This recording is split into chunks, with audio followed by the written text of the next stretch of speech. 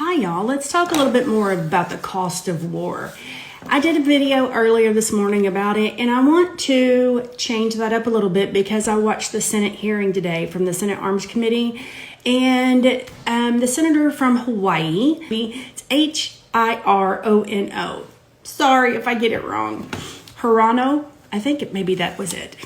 But she said that in the first 6 days, just the first six days of this war, it's estimated that they spent $11 billion in the first 6 days.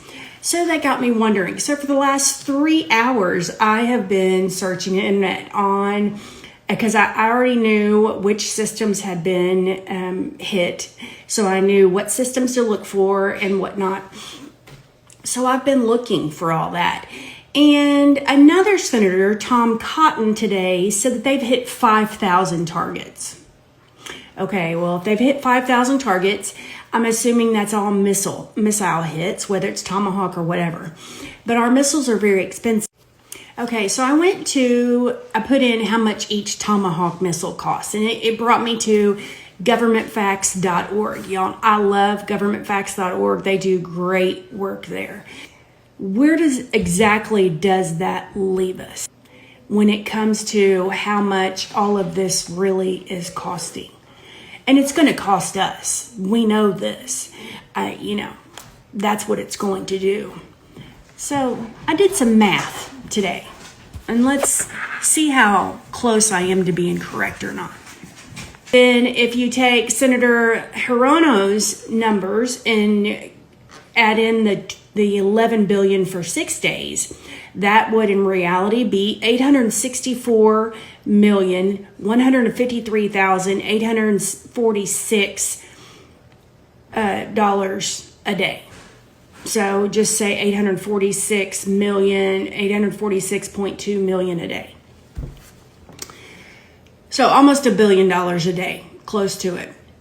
So, and then I don't know if senators' numbers included the $93 million for the 3 planes that were shot down, or if it included the radar systems that were hit. So I'm going to add those in. So my final number is going to be a total of the planes, the cost the higher cost, I'm going with the higher cost, and it's going to be for the missiles that have been supposedly shot so far. And it's going to be for the THAAD systems, the 2 THAAD systems, which are $1.1 billion each, on top of the randoms, the 3 randoms that got hit. Those are anywhere from $3 to $6 million each. So I put that kind of in the middle. And then every missile is $2.5 million each, average. And then the ANFPS that got hit, that radar system is actually $1.1 billion as well. And then the 2 of the ANGSC 52B satellite communication links, that's $15 million for both of those. So I'm going to put all that in, and then we're going to get a total. Let's see what it is.